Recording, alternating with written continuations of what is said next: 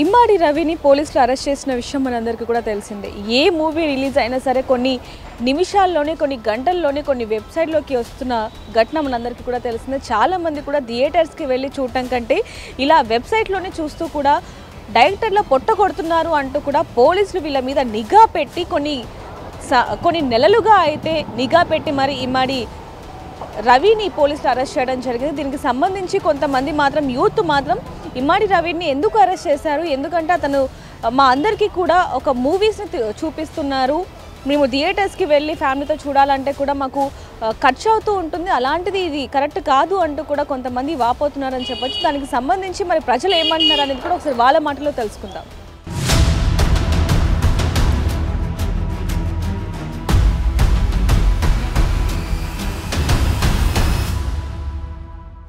Correct అని ఏం లేదండి. ఇప్పుడు ఎవరి ఫ్యామిలీ ప్రాబ్లమ్స్ అనేది వాళ్ళకి ఇష్టం, వాళ్ళది సపరేటు.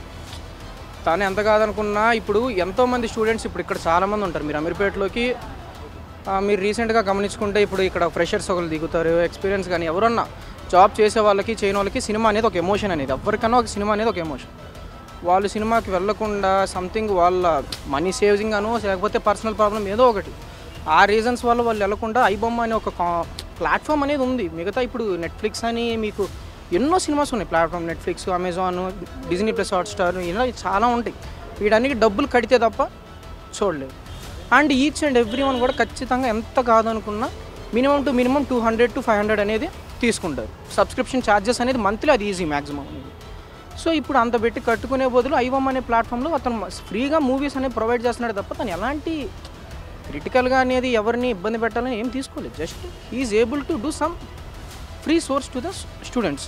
అంటే రిలీజ్ అయిన కొన్ని గంటలకి అలా మూవీ రావటం అనేది కూడా కొంచెం ఆ డైరెక్టర్స్కి కొంచెం కానీ మరి మీరు ఒకటి ఆలోచించండి, మీరు డైరెక్టర్ గురించి మాట్లాడుతున్నారు, ప్రొడ్యూసర్స్ గురించి మాట్లాడుతున్నారు, అంతంత అమౌంట్ వాళ్ళు పెట్టి ఇప్పుడు అంటే మేము 2002 కిడ్స్ మేము మా టైంలో ఏంటంటే ఒక cinema highest cinema first day అంటే 150 or 100 మ్యాక్సిమం ఆ రేంజ్ ఉంటుంది.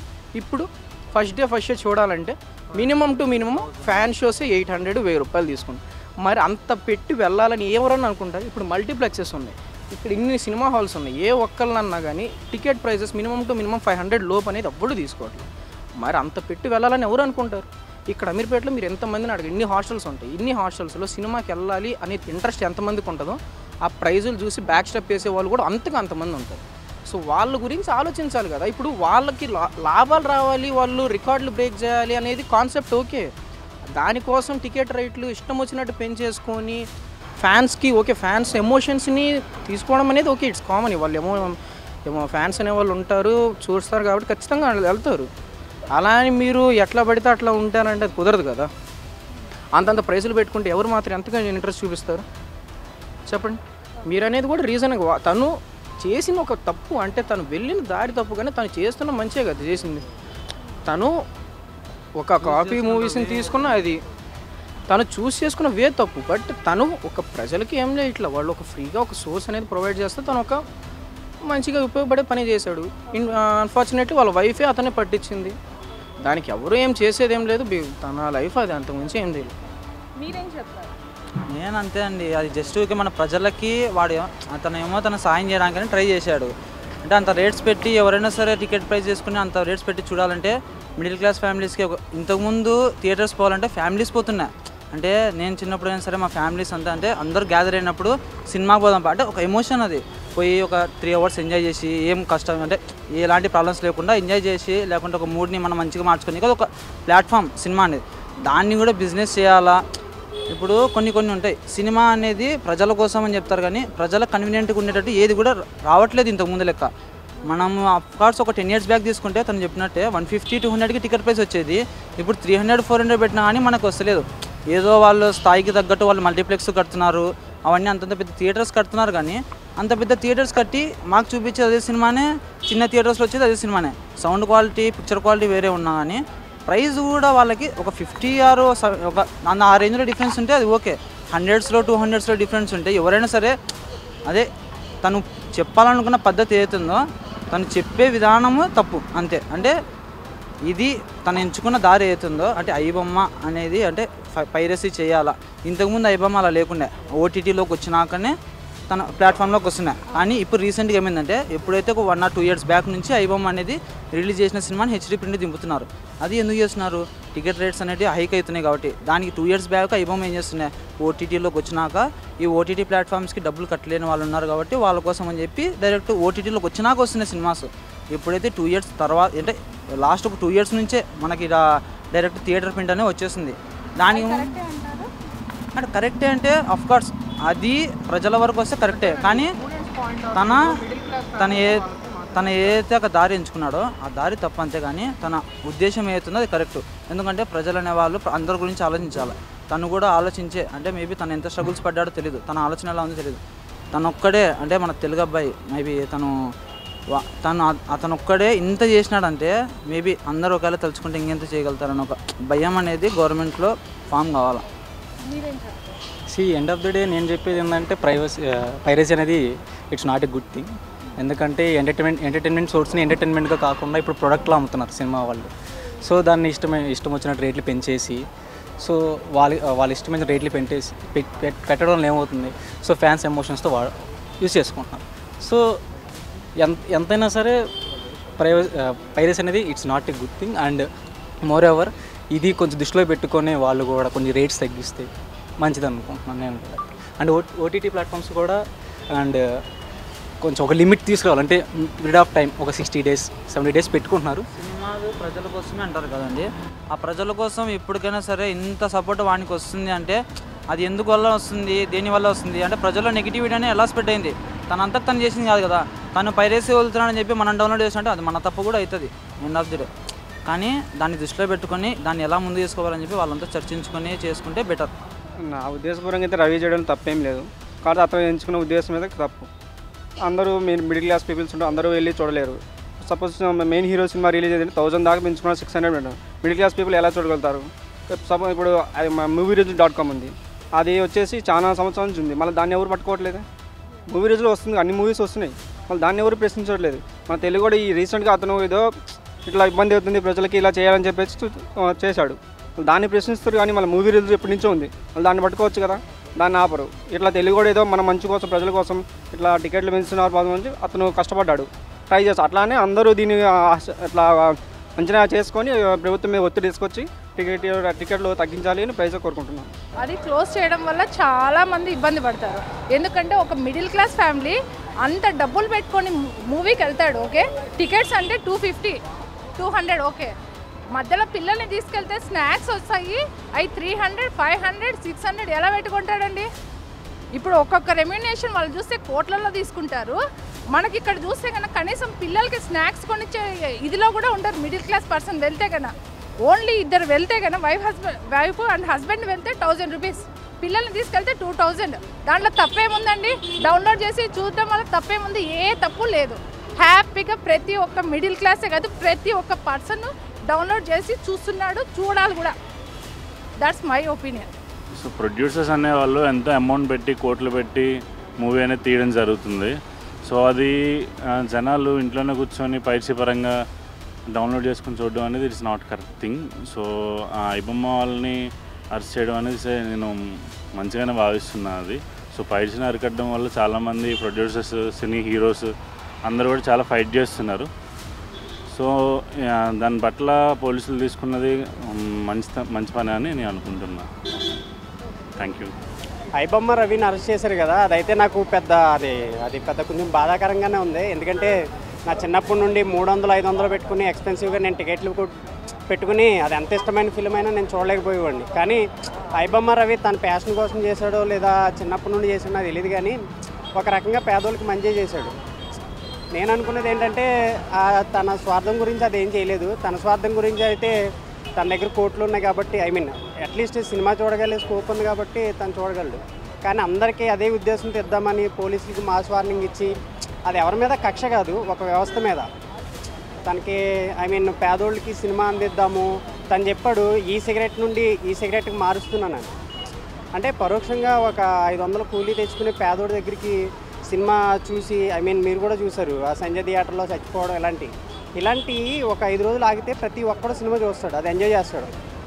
నాకైతే తను ఒక్కడే కాదు కదా, ఇలాంటి కోరికలు మనలో కూడా ఉన్నాయి. బట్ ఎవడో బయటపడట్లేదు. మనోడు ఒక హీరోయిజంగా చేశాడు. అది నాకైతే అరెస్ట్ చేయడం బాధాకరంగానే ఉంది. I'm big fan of Ravi. ఇది అరెస్ట్ చేసినందుకు చాలా హ్యాపీగా అయితే ఫీల్ అవుతున్నా. ఎందుకంటే ఇండస్ట్రీకి చాలా నష్టం జరుగుతుంది కాబట్టి, దానివల్ల ఇండస్ట్రీ వాళ్ళు చాలా నష్టపోయారు. బయట ఎలా ఉందంటే ఇప్పుడు ప్రజలు ఏంటంటే చూసేస్తారు, మొబైల్లో వచ్చేసి చూసేస్తారు. దానివల్ల ప్రొడ్యూసర్లు, సినిమా వాళ్ళు ఎంత నష్టపోతున్నారు, ఎంత బాధపడుతున్నారు అనేది వాళ్ళకి అర్థమవుతుంది. ఎందుకంటే ప్రొడ్యూసర్స్ అంత ఇన్వెస్ట్ చేసి ఈరోజు ఏంటంటే ఎలా ఉందంటే సొసైటీ, ఇప్పుడు మార్నింగ్ షో పడుతుంటే 1 అవర్లో మళ్ళీ రిలీజ్ అయిపోతుంది మూవీ ఆన్లైన్లో. దానివల్ల ఎంత నష్టం, ఎంతమంది మూవీస్కి వెళ్ళరు. సో బేసిక్గా ఐబొమ్మ అనేది ఒక మంచి ప్లాట్ఫామ్ అండి. సో డైలీ వేజ్ లేబరర్స్కి కానీ, లేకపోతే డైలీ హౌస్ వైఫ్స్ కానీ, లేకపోతే డైలీ ఎవరైతే ఉన్నారో ఒక మీడియం సెట్ చేశారనమాట. ఇది ఇప్పుడు ఆల్మోస్ట్ ఇప్పుడు 500 రూపీస్ ఎక్కడికైనా వెళ్ళినా కూడా మాల్స్లోకి వెళ్తే 500 రూపీస్ పెట్టాలి. సగటున అది ఎవరు అంటే వెచ్చించడానికి కరెక్ట్గా లేరు. ఇంకోటి ఎవరున్నా కూడా అంటే బలుగు బలహీన వర్గాలు కానివ్వండి, లేకపోతే మధ్యతరగతిగా సంపాదించే వాళ్ళు కానివ్వండి, అది వాళ్ళు తీసుకొని వచ్చిన డబ్బులన్నీ తీసుకొని వచ్చి ఒక పిల్లపాపలతో వెళ్ళి ఒక కొత్త మూవీ ఏదైనా రిలీజ్ అయితే తీసుకొని వెళ్ళి ఒక ఆదివారం దాన్ని వెచ్చించాల్సిన ఖర్చు కూడా ఎవరు పెట్టాలనుకోవట్లేదు. ఫస్ట్ ఆఫ్ ఆల్ వీళ్ళు ఇంత రేట్లు పెంచేసేసరికి వాళ్ళు చేయడం 200% కరెక్ట్ అండి. అంటే అతను చేయడం అనేది కరెక్టా కాదా అనేది డెమోక్రటిక్ క్వశ్చన్. తర్వాత అది లీగల్ ఇష్యూస్ ఉన్నాయి, సోషల్ ఇష్యూస్ ఉన్నాయి. తర్వాత ఫైనాన్షియల్గా వీళ్ళు ఎవరైతే ఉన్నారో వాళ్ళు పెట్టి చేసే ఖర్చు మీద ఏదో జరుగుతుంది. కానీ అంత పెట్టి తీయడం వల్ల వచ్చిన అంటే వాళ్ళు ఎంత పెట్టి తీస్తున్నారు అనే దాని మీద కరెక్ట్గా క్యాగ్ రిపోర్ట్ అని ఒకటి ఉంటుంది, కాంప్ట్రోలర్ అంటే ఆడిటర్ జనరల్ అని ఒకటి ఉంటుంది. దాంట్లో ఎంత ఖర్చు అవుతుంది, ఎంత ఎక్స్పెండిచర్ చేస్తున్నారు, ఎంత క్యాపిటల్ రెవెన్యూ చేస్తున్నారు, రెవెన్యూకి ఎక్స్పెండిచర్కి మిస్ మ్యాచ్ అయ్యి డెఫిసిట్స్ అవుతాయి. ఇప్పుడు అలాంటి డెఫిసిట్స్ ఇలాంటి సినిమా రంగంలో కూడా పెట్టి వాళ్ళకి ఎంత వెచ్చిస్తున్నారు, ఎంత ఖర్చు చేస్తున్నారు, దాని మీద వాళ్ళకి ఎంత రెవెన్యూ వస్తుంది అనే దాని మీద పెట్టి హెచ్చు తగ్గుల్ని తగ్గించే విధానాలను కానీ పెట్టి అప్పుడు వీళ్ళు పోలీసులు కానీ వాళ్ళని ఐబొమ్మ వాళ్ళని కానీ ఇంకో బొమ్మ వాళ్ళని కానీ పట్టుకొని చేస్తే బాగుంటుంది. కానీ వాళ్ళు పట్టుకున్న తర్వాత వీళ్ళు ఎక్స్పెండిచర్ ఎంత పెడుతున్నారో తెలియదు, హీరోలకు ఎంత ఇస్తున్నారో తెలియదు, వాళ్ళ ఆదాయ వనరులు తెలియదు, అవి తీసుకొని వాళ్ళు ఎక్కడికి వెళ్తున్నాయో తెలియదు. ఆ ఫండ్స్ అన్నీ ఎక్కడికో ఎక్కడికో ఎందుకు వెళ్తాయి, ఇంకా పాలిటిక్స్లోకి వెళ్తాయి. వెళ్ళిన తర్వాత డబ్బున్నోడుగా వెళ్తాడు, మధ్యతరగతి వాడు అవుతాడు. దిగు తరగతి వాడు ఎవడైతే 500కి 200కి ఎవడైతే మా పిల్ల పాపలను తీసుకొని వెళ్ళి సినిమాలకి వెళ్ళాలనుకున్న వాళ్ళు అసలు సినిమాలే లేకుండా చేస్తారు. ఏంటిది? దోపిడీయే కదా. శ్రమ దోపిడీ ఏదైతే ఉందో వీళ్ళ శ్రమ దోపిడీ అని పైన వాళ్ళు అరుస్తున్నారు, కింద వీళ్ళని కూడా చేసే దోపిడీయే కదా. సో అన్ఈక్వల్ ఇండెక్స్ ఎక్కడుంది? ఇప్పుడు మీరు చూడండి, అంటే ఓపెన్గా మాట్లాడాలనుకుంటే ఇన్ఈక్వాలిటీ అనేది పెరిగిపోయింది. డెఫినెట్లీ 100% ఉంటే అందులో 90 మంది దగ్గర 100 రూపాయలే ఉంది, 10 మంది దగ్గర 90 రూపాయలు ఉంది. ఈ బేసిక్ తెలిసిన ప్రతి ఒక్కడు ఎవడైతే ఐబొమ్మని సపోర్టు వాళ్ళని చేయాలి, వీళ్ళకి ఆదాయం ఎక్కడైపోతుంది, వీళ్ళకి ఎక్కడ పోతున్నారు అనే వాళ్ళకి ప్రతి ఒక్కరికి తెలియాల్సిన విషయం ఏంటంటే 90 రూపాయలు ఉన్న వాళ్ళ 10 మంది దగ్గర ఇంకా వాళ్ళకి 92, 91, 93, 94 అని చెప్పి వాళ్ళకి డబ్బులు 100లో 99 వాళ్ళు వచ్చేదాకా 1% కోసం వీళ్ళందరూ కొట్టుకునేదాకా ఆ 1% కోసం ఏమనుకుంటారు, కింద ఆ పర్సెంట్ లాగేటప్పుడు ఏమవుతుంది, నువ్వు నేను అని చెప్పి ఈ హెచ్చు తగ్గులు అనేవి పెరిగిపోతాయి. ఒక మానసిక స్థితి ఏమవుతుంది, అస్తవ్యస్తం అయిపోద్ది. కొట్లాటలు, క్రైమ్ ఎందుకు పెరుగుతుంది అంటే ఇప్పుడు పోలీసులు అరెస్ట్ చేశారు కదా. సింపుల్ కాన్సెప్ట్ ఏంటంటే పోలీసులు అరెస్ట్ చేసిన దేనికి ఐబొమ్మ వాళ్ళని, క్రైమ్ తగ్గించడానికి. It was one of the crime act. ఇప్పుడు మీరు బిఎన్ఎస్ చూసుకున్నా, సిఆర్పిసి చూసుకున్నా, ఏమో ఒక క్రిమినల్ యాక్ట్ కాబట్టి అది ఏదైతే ఉందో దాన్ని తీసుకొని వెళ్ళి ఇప్పుడు అరెస్ట్ చేశారు. సో ఇది ఇట్లా కూడా క్రైమ్ ఎక్కువ అవుతుంది కదా. 10 రూపాయలు ఒక మనుషుల దగ్గర పెట్టి దాని మీద 90 మంది పడి కొట్టుకొని తీసుకునేటప్పుడు గొడవలు అవుతాయి, క్రైమ్ అవుతుంది. So it was doesn't it promotes the crime? Everyone has to be like youth. నేను ఇప్పుడు మాట్లాడడం వీళ్ళు అడిగినప్పుడు నాకు మాట్లాడడం ఇష్టం లేదు. మనకెందుకు అనుకుంటూ పోతే ఇంకా రేపు మనకి అది ఎదురొచ్చినా కూడా అది మనకి ఎదురైంది ఆల్మోస్ట్. అది మనకి ఎదురైన తర్వాత కూడా మళ్ళీ ఎందుకులే అని మనకు పోతే ఆ భగవద్గీతలో చెప్తారు కదా, అంటే సమర్థవంతుడు మనకెందుకులే అని పోతే చేతగాని వాడే రాజ్యం వెళ్తాడు అన్నట్టు ఇలా జరుగుతుందండి. సో అది డెఫినెట్గా ఖండించడానికి ముందుకు రావాల్సిన బాధ్యత ప్రతి ఒక్కడు ఐబొమ్మని ఎవరైతే డౌన్లోడ్ చేసుకొని ఆ ఫ్రీ వైఫైల దగ్గర అది నేను కూడా లైబ్రరీలో ఫ్రీ వైఫైల దగ్గర డౌన్లోడ్ చేసుకొని ఆ సినిమాని చూద్దాము, సాయంత్రం వెళ్ళి ఫ్రెండ్స్కి షేర్ చేద్దాము.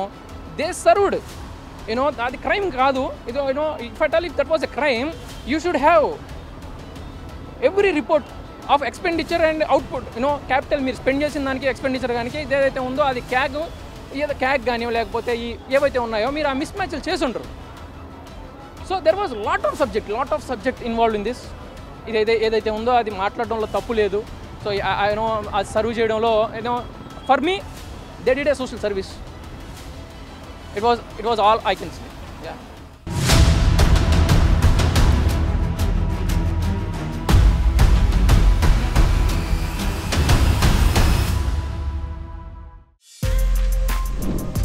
For more videos like this, subscribe Big TV channel.